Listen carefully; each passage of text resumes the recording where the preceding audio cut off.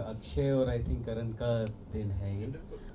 बहुत खूबसूरत और इतना अच्छा स्क्रीन प्रेजेंस इनका दिन है, इसलिए मैं नर्वस हूँ और बहुत ही अच्छा प्रोग्राम किया है, इतना खूबसूरत प्रोग्राम किया और तुम्हारा स्क्रीन प्रेजेंस कितना खूबसूरत है संदीपा आप, और बहुत अच्छा डायरेक्ट किया है। I could feel it is so beautiful done. तो बहुत actually I am feeling very honoured to be here for 2 reasons. एक तो ये कि अक्षय और करण को मैं बहुत बचपन से, जब बिल्कुल छोटे से तब से देख रहा हूँ, और हरी भाई एक family like I think for a father to work with his sons, I mean it's a great pride and what a beautiful work. और दूसरा एक, मैं हरी भाई का इतना बड़ा फैन हूँ कि मैं जब बॉम्बे आया था 90 में दिल्ली से, तो मेरी विश लिस्ट में जो नाम थे उसमें हरी भाई सबसे ऊपर थे। और मैं उस वक्त CBS में CBS रिकॉर्डिंग कंपनी एक हुआ करती थी जो बाद में पैन म्यूज़िक हुई। तो एक जब आशा जी के साथ आपका जो आया था, जी हाँ, तो वो मैं उस वक्त CBS में काम करता था, CBS से आया था और मुझे पता चला कि वो स्टॉक जो है वो बॉम्बे से आ गया है पर हमारे ऑफिस में नहीं आया था। तो आसिफ अली रोड पे उसका वेयर हाउस हुआ करता था, गोडाउन हुआ करता था।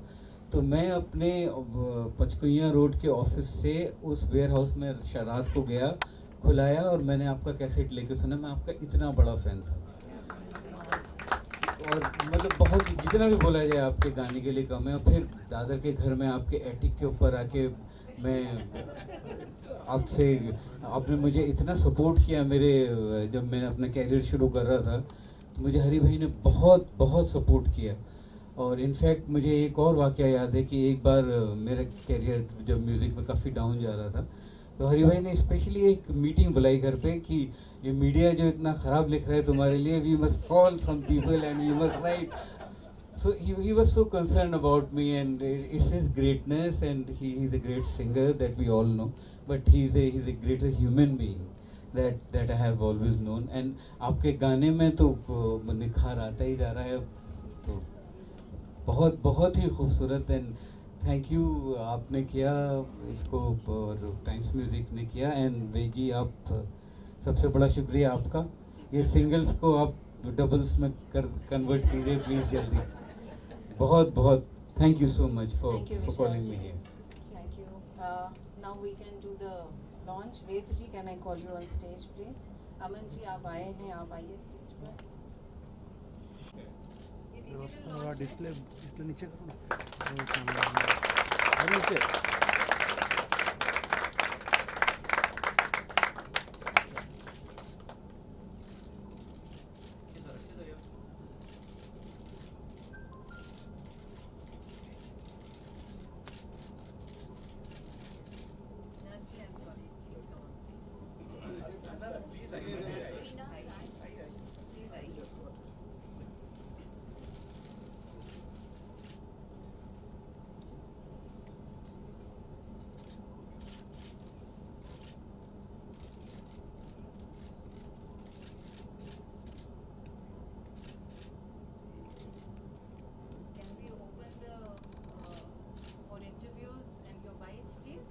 Photos हो गए हैं?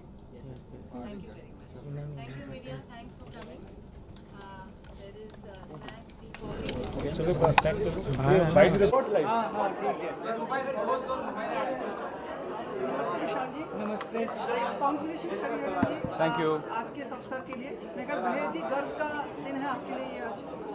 बहुत बढ़िया दिन है, बहुत बढ़िया दिन है, क्योंकि मैं सारे हरिहरन्स इसमें शामिल हैं, मेरे दोनों बेटे, और बस दुआ करता हूँ कि लोगों को अच्छा लगे। ये मैं उम्मीद करता हूँ कि उनको अच्छा लगे। विशाल जी, रेखा जी भी गज़ल को किसी न किसी तरह से प्रमोट मतलब आगे बढ़ा रही हैं, आप भी मतलब एक तो पर्सनल रिलेशन है ही, साथ में गज़ल को भी एक आप प्रचार प्रसार में विश्वास रखते हैं। हम एक ही ग्रुप के मेंबर्स हैं।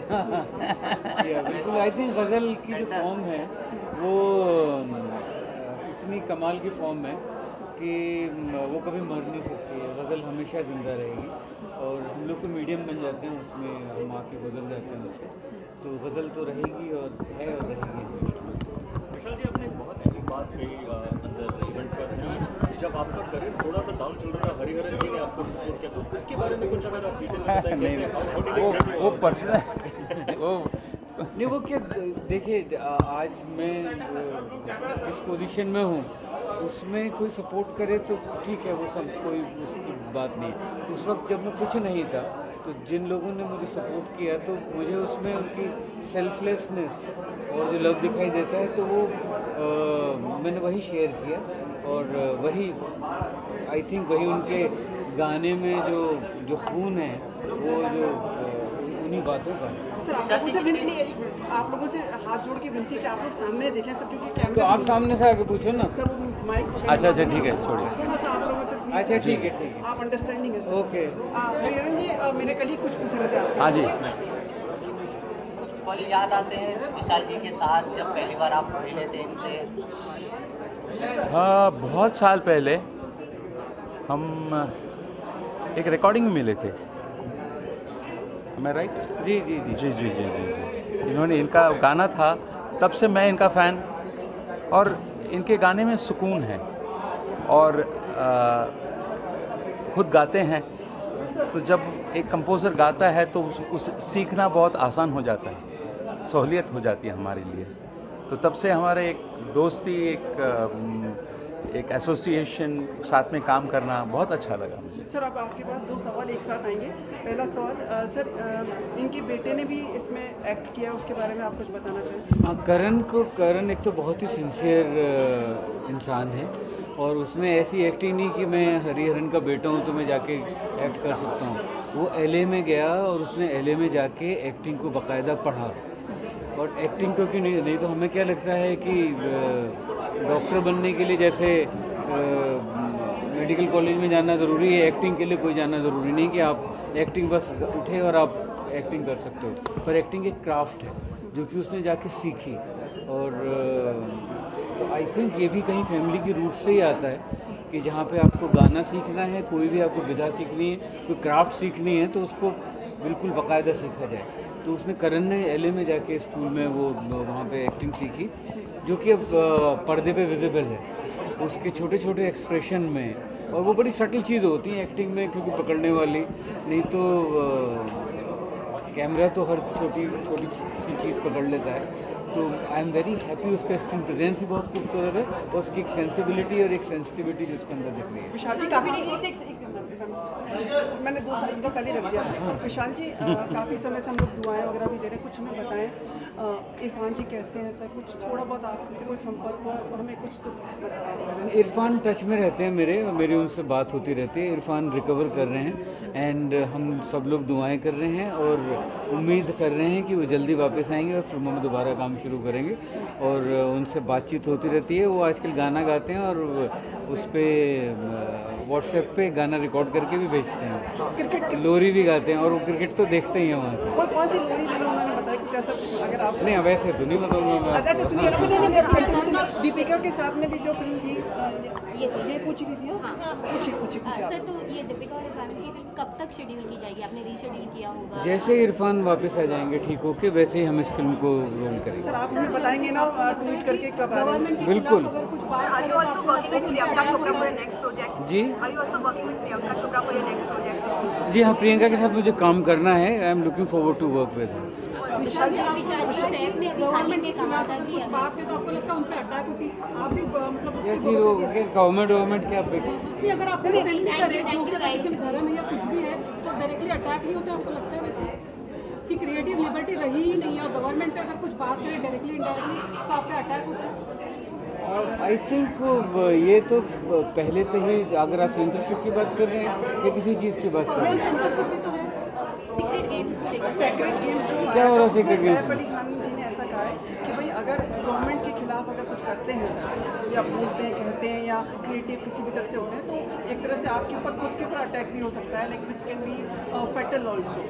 कि सैफ ने सीरियल में बोला या सीरियल के बाहर ये बात बोली? बाद में ये सीक्रेट गेम को लेकर सर एक सीन हुई जिसमें राजीव लैंग्वेज सेंसिटिव हो गया, जो ट्रांसलेशन था उसमें कुछ अब्यूजिव लैंग्वेज में था, जिसको लेकर कांग्रेस ने उनके ऊपर केस किया था और बहुत सारी चीज़ें हुई थी, जिसको लेकर उन्होंने कहा कि ये सारी चीज़ें हैं, आपको ये नहीं बोलना चाहिए और नहीं, पर वो सैफ थोड़ी बोल रहे हैं, वो तो पीछे से राइटर्स और डायरेक्टर्स बोल रहे हैं ना। शेफ का उसमें क्या? नहीं, पर उसके बाद जो मीडिया से बात आती है तब उन्होंने ऐसा कहा कि भाई अगर आप सरकार के खिलाफ कुछ करते हैं, कहते हैं, कुछ भी करते हैं तो आपको जानलेवा अटैक नहीं हो सकता है, आप पर किसी भी तरह से कुछ हो सकता है, ऐसा उन्होंने कहा। मतलब वो शेफ का पर्सनल नजरिया है, उसमें मैं क्या कह सकता हूँ?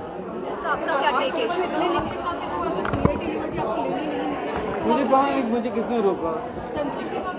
वही मैं अभी जाएगी मेरी फिल्म सेंसर में, अदरवाइज तो मेरी हैदर फिल्म रिलीज हुई है कश्मीर के टॉपिक पे, मुझे 2 नेशनल अवार्ड मिले हैं और मेरे ऊपर I don't have the right to से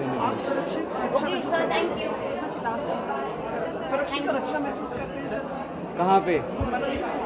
सबसे ज़्यादा डर तो मुझे आपसे लगता है।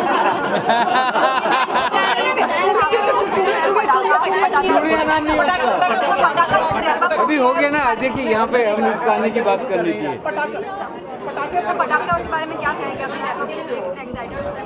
मैं बहुत ही एक्साइटेड हूँ क्योंकि उसमें 2 नई लड़कियाँ हैं, सुनील ग्रोवर हैं और आई फील वेरी लिबरेटेड कि मैं नॉन स्टार एटमॉस्फेयर में काम किया बहुत दिनों बाद, तो मुझे बहुत मज़ा आया। चूड़ियों से ना पटाखा क्यों रखा?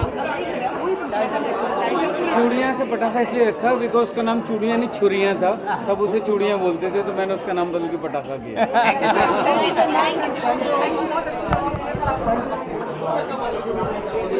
सर अपनी